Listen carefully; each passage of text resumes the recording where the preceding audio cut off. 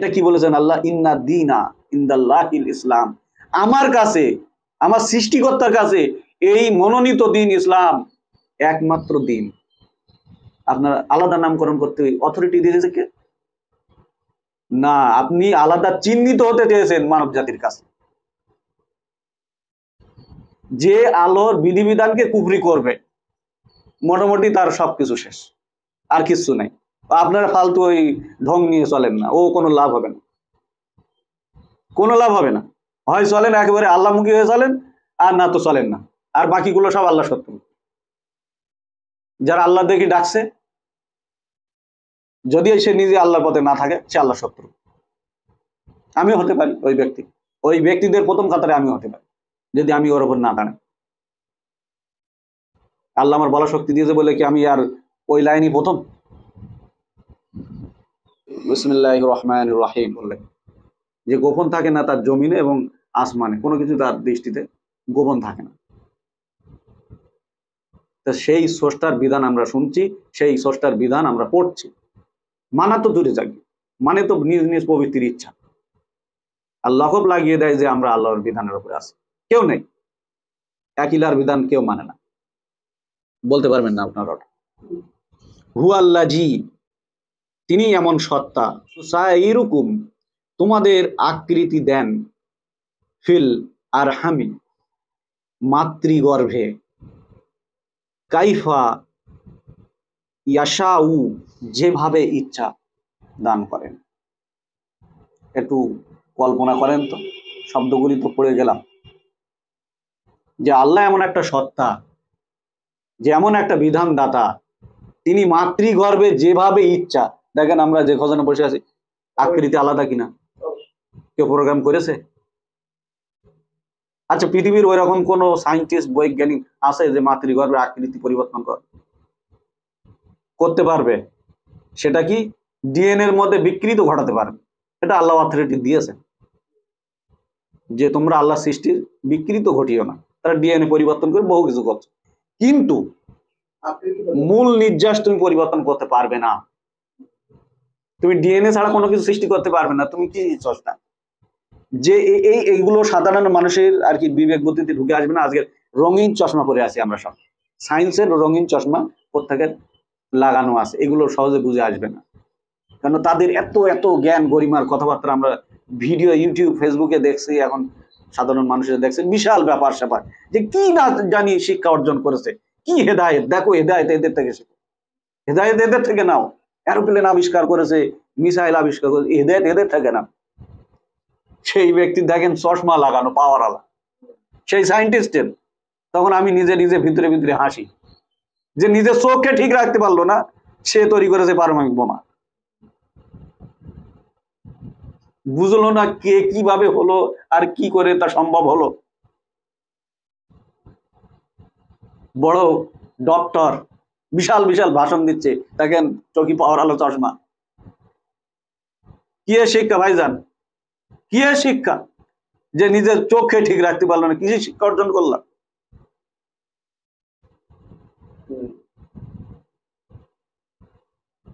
বলেন। পুঁথিগত শিক্ষা অর্জন করেছি, জেনারেল শিক্ষা থেকে ধার্মিক শিক্ষা অর্জন করেছি, মানে ইতিহাস বুঝেছি, যে ইতিহাস পূর্বে ঘটে গিয়েছে, যার কোনো ডকুমেন্টস নাই, প্রুফ নাই। বলেন, ইতিহাস মুহূর্তের মধ্যে বদলে যায়। এখানে যতগুলো কথা আমি বলেছি রেকর্ডিং ছেড়ে, আপনারা ওই কথাগুলি হুবহু বাইরে বলতে পারবেন? যতই আপনাদের দৃষ্টিশক্তি একেবারে প্রখর হোক, বলতে পারবেন? যতগুলো কার্যকলাপ এখানে হয়েছে পারবেন? আর এইটা যদি কোনো মিডিয়া এসে আপনাদের কাছ থেকে তথ্য সংগ্রহ করে, আপনারা সঠিক বলতে পারবেন? আমি যা বলেছি আমি পারবো এটা হুবহু কপি করতে? সক্ষম না। এই কোরআনটাই আল্লাহ বলে যে হাজা হুদান, এইটাই হাজা মানে এটা, হুদান মানে এইটাই পথ নির্দেশনা। আল্লাহু লা ইলাহা ইল্লা হুয়াল হাইয়ুল কাইয়ুম, এই এক ইলাহার বিধান, এই এক মান্যকারীর বিধান। তিনি মাতৃগর্ভে যেভাবে ইচ্ছা আকৃতি গঠন করেন। তারপরেই বলছে লা ইলাহা ইল্লা হুয়াল তিনি ছাড়া আর অন্য কোনো বিধানদাতা নেই এমন ধরনের কোনো কিছু প্রোগ্রাম করতে পারে, এমন ধরনের কেউ সৃষ্টি করতে পারে কেউ নেই। আজকের অনেকের মনে হচ্ছে যে কোরআন তো আমরা সব শিখে গেছি, বুঝে গেছি, এই স্রষ্টা বষ্টা মানে কিছুই না। এসব সব মানুষের পূর্বে মানুষের হাতে একটু জ্ঞান বুঝ বেশি ছিল, আমরা বহু কিছু দেখছি, বহু কিছু আবিষ্কার দেখছি, তাদের রেখে যাওয়া জিনিস যে মনে হয় পূর্বের মানুষরা এসব তৈরি করেছে। আপনার কি আকৃতিটি দিলেন মাতৃগর্ভে, কে?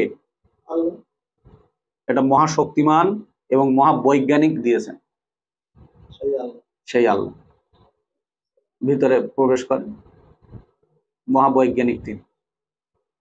তাহলে বৈজ্ঞানিকরা আজকে যা কিছু সৃষ্টি করবে এই আল্লাহর বিধি মোতাবিক করলে আবিষ্কার, কোনো অসুবিধা না। কিন্তু বিবেচনা করতে হবে, যদি সে সঠিক বৈজ্ঞানিক হয় সে মনুষ্য জাতির জন্য আগে চিন্তা করবে নাকি কোম্পানির জন্য। এখন যতগুলো সায়েন্টিস্ট বৈজ্ঞানিক আছে সব পকেট সামলায় আগে, কোম্পানির চিন্তা করে আগে, ব্যক্তিত্ববাদের উপর শিক্ষা নয়, ব্যক্তিত্ববাদের উপর শিক্ষা। তারা অন্যের ক্ষতি করে মনে করে আমি লাভবান হব, এ সঠিক বৈজ্ঞানিক নাই। এ পুঁথিগত শিক্ষা নিয়ে অন্যের বলানের থেকে বলানো শিখেছে। একজন শিক্ষিত মানুষের দেখে কপি করে সেটা নকল করে তার মধ্যে ভেজাল ঢুকিয়েছে। একজন সঠিক ব্যক্তি কোনো মানুষের ক্ষতি হবে এমন কিছু আবিষ্কার করতে পারে না, পারে কি? পারে? সূরা ইমরানের 7 নম্বর আয়াত এখানে বলছেন হুয়াল্লাজি, আর তিনি এমন সত্তা যিনি আনজালা নাজিল করিয়াছেন আলাইকাল কিতাবা, তিনি নাজিল করিয়াছেন লিখিত বই, পবিত্র বই পাঠিয়েছেন তোমার উপরে, মিনহু আয়াতুম মুহাকামাত, এই সেই কথা যে তিনি আয়াত পাঠিয়েছেন মুহাকামাত, ইহাই হলো কেতাবের মৌলিক বিধান সংক্রান্ত সঠিক তথ্যগুলি, যেটা সহজ, বাকিগুলোই কি মুতাশাবিহাত। তো এই মুতাশাবিহাত এই জন্য রাখা হয়েছে যাদের অন্তরে বক্রতা রয়েছে ফিতনা এবং ভুল ব্যাখ্যার উদ্দেশ্যে তারা এই মুতাশাবিহাত আয়াতের অনুসরণ করে। তারপরেই আল্লাহ কেন বলছেন আল্লাহ ব্যতীত ইহা তাবিল কেউ জানে না, যে আল্লাহ কি জন্যই পাঠিয়েছেন সঠিকভাবে তাকেও জানে না। আর যারা জ্ঞানে একেবারে সুগভীর, আমি প্রথম বলছিলাম না যে এই আল কোরআন কাদের জন্য, এখানে বলছে যারা জ্ঞানের সুগভীর তারা বলে এই সব আমাদের রবের পক্ষ থেকে আগত সত্য, আমরা এটাকে বিশ্বাস করি। তারা বলবে, এখানে বলছে বোধশক্তি সম্পন্ন ব্যতীত আর অন্য কেউই তো শিক্ষা গ্রহণ করে না। বিষয়টি ফাইনাল, বোধশক্তি সম্পন্ন। তাহলে আপনি যে কথাটা বলছেন এইটার প্রতিক্রিয়া আপনাকে বুঝতে হবে, ক্রিয়া এবং প্রতিক্রিয়া। এটা স্রষ্টা বলতে বলেছেন কিনা, আমার রব আদেশ দিয়েছেন কিনা এই বিষয়ে বলার জন্য।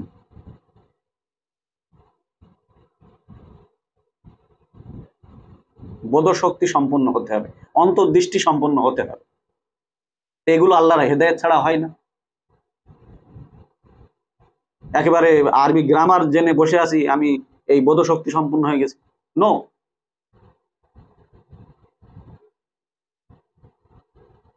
সাধারণ মানুষের কাছে এই আল্লাহর কোরআন একটা নিছক ধ্যান ধারণার বস্তু ছাড়া আর কিচ্ছু না, আর কিচ্ছু না। আপনারা আমার খারাপ ভাবেন ভালো ভাবেন, এইটাই সাধারণ মানুষের কাছে। আর কিছু ধর্ম ব্যবসায়ী যারা আগে এমনি বিভিন্ন ধর্ম দলমত করে বেড়াতো, তারা এখন কোরআনের পথে ফিরেছে, মানে এই কোরআনের দিনটাকে একেবারে পুরো বরবাদ করে দেওয়ার জন্য। কারণ নাম নেব না, যারা ধার্মিক এডুকেশন থেকে শিক্ষা অর্জন করেছে তারা এই কোরআন পথে টিকে থাকতে পারবে না, কারণ তাদের ভিতরেই তো পুরে দেওয়া হয়েছে খায়ালে বাতিল। তাদের প্রবৃত্তি প্রসূদিত দিয়ে যেসব মতবাদ পূর্বে সৃষ্টি ছিল, আবিষ্কার ছিল, সেই সবগুলো তার ভিতরে একেবারে ছোট ছোট ছোট করে টুকরো টুকরো করে ভরে দেওয়া হয়েছে। সে সৃষ্টি জগৎ সম্বন্ধে কথা বলছে, অথচ নিজে হাজারো সমস্যায় জর্জরিত, যে বিষয়ের মানুষকে সমাধান দিচ্ছে সেই বিষয়ে সে সবচেয়ে বেশি অসুস্থ। যে মানুষকে যে শিক্ষার দিকে ডাকছে সবচেয়ে বেশি মূর্খ সে সেই বিষয়ের উপরে। এখন তারা কোরআনের বিধান দিচ্ছে আর নিজেদেরকে কোরআনওয়ালা বলে দাবি করছে। এখন একরকম কথা বলে, পরেক্ষণ আরেক রকম কথা বলে, একই বিধানের উপরে। তার কাছে কোনো লোড সেল নেই, কোনো মানদণ্ড নাই। যখন যেটা মন আসে সেই অনুসারে সে কোরআন থেকে মন্তব্য করে। এর সংখ্যা ভরে গেছে পৃথিবীতে।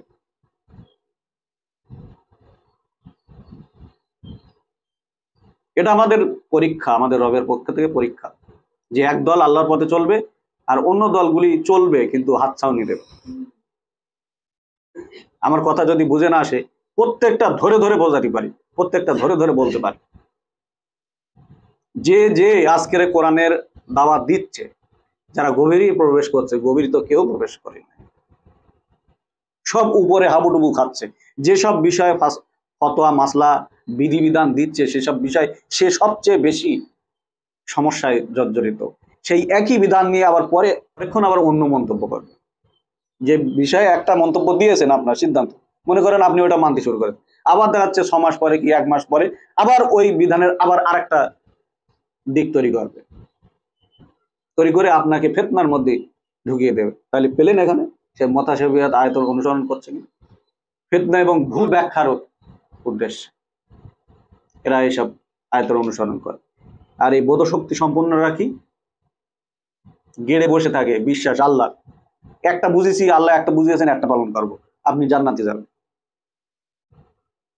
বোঝেননি, হাজারটা এ করছেন, জাহান্নামে অটোমেটিক্যালি গিয়ে বসে আছেন।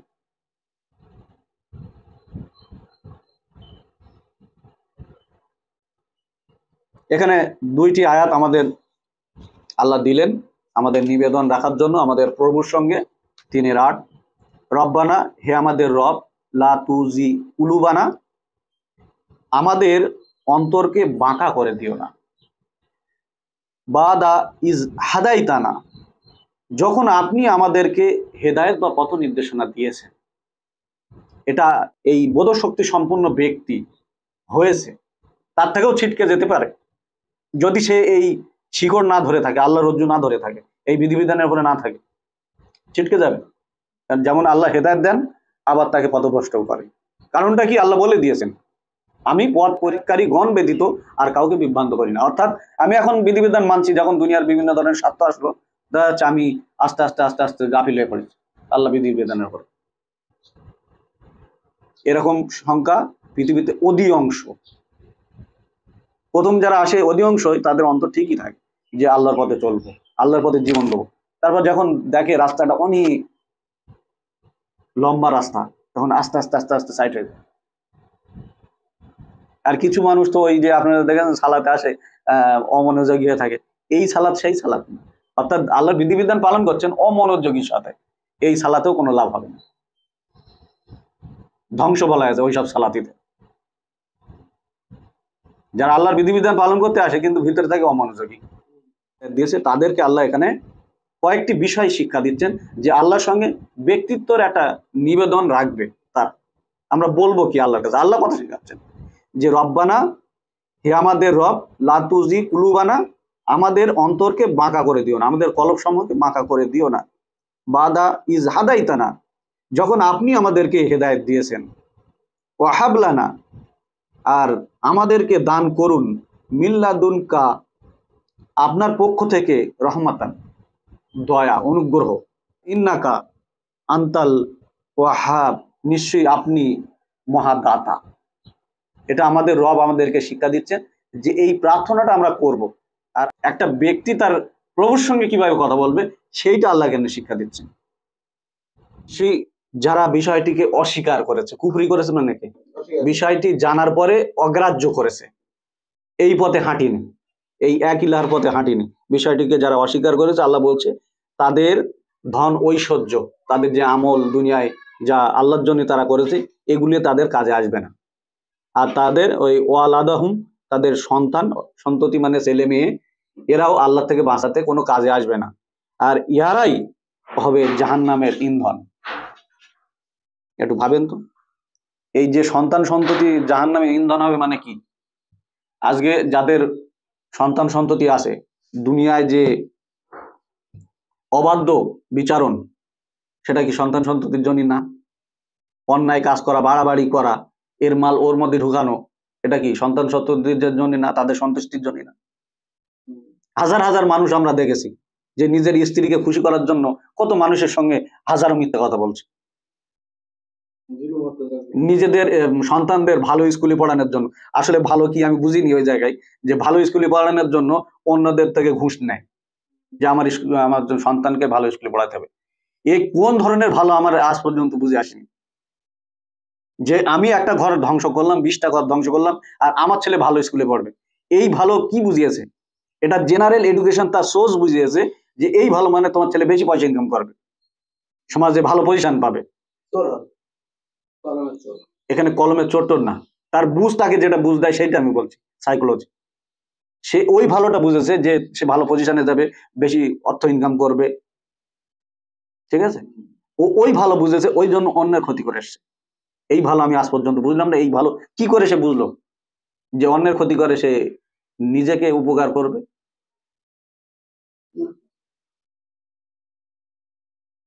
তো আজকে যত আলোচনা করলাম এই পবিত্র আল কোরআন থেকে,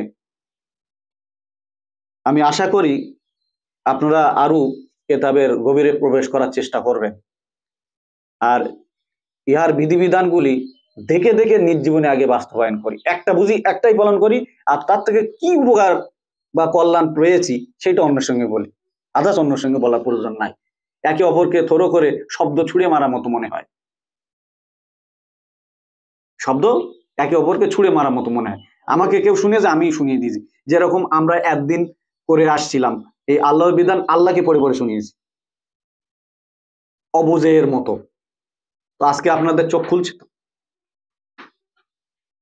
খুলছে তো, কোরআন পড়ার পরে নিজ মাতৃভাষায় চোখ খুলছে তো, যে আল্লাহর কথা আল্লাহকে পড়ে শোনাতে বলেনি, আল্লাহ আমাদের পাঠিয়েছেন যাতে আমরা এই মোতাবিক চলতে পারি, জীবন যাপন করতে পারি। সুতরাং এই কেতাবের পবিত্রতা রক্ষা করার দায়িত্ব আমাদের। সুতরাং আপনারা প্রস্তুতি নেন, একটাও হলে আল্লাহর বিধান মানেন, আর সেই বিধানটা নিজ জীবনে বাস্তবায়ন করে অন্যকে তার কল্যাণটা বলেন। যেরকম কুচবিহারে আমার যেসব ভাইরা আছে, ওনারা কিন্তু সামাজিক, এই কোরআনকে সামাজিকরণ করার একটা পরিকল্পনা হাতে নিয়েছেন, মানানো এবং সৎকর্ম করো। এই সৎকর্ম কি আর ওই ইমান কি? আর যেটা যারা শুনছে, যারা বুঝছে, তারা কি বুঝবে এখানে? যে মনে করবে যে এই একখানা কেতাব আল্লাহর পক্ষ থেকে এসছে, নবী মুহাম্মদের উপরে যা পূর্বে নাজিল করা হয়েছিল, এইটার উপরে বিশ্বাস আনতে হবে, পরকালে বিশ্বাস আনতে হবে, জান্নাত জাহান্নাম বিশ্বাস করতে হবে, ফেরেশতাগণ বিশ্বাস করতে হবে, আল্লাহ বিশ্বাস করতে হবে, এবং ভালো ভালো কাজ করতে হবে। এটাও আর একটা প্রভৃতি প্রশোধিত মতবাদ তৈরি হয়। আল্লাহ ওইটা বোঝায়নি। আল্লাহ বুঝিয়েছেন যেখানে যে বিষয়ে যে মোতাবিক কাজ করতে হবে সেটা। আমানু মানে এই সমস্ত বিধান সংক্রান্ত সমস্ত বিষয়ের উপরে আপনার বিশ্বাস করতে হবে, যেটা আল্লাহর পক্ষ থেকে এসে। তো আল্লাহর যেটা পাঠিয়েছেন এটা বিশ্বাস হলে কি সমর্পণ তখনই হয়ে গেছে।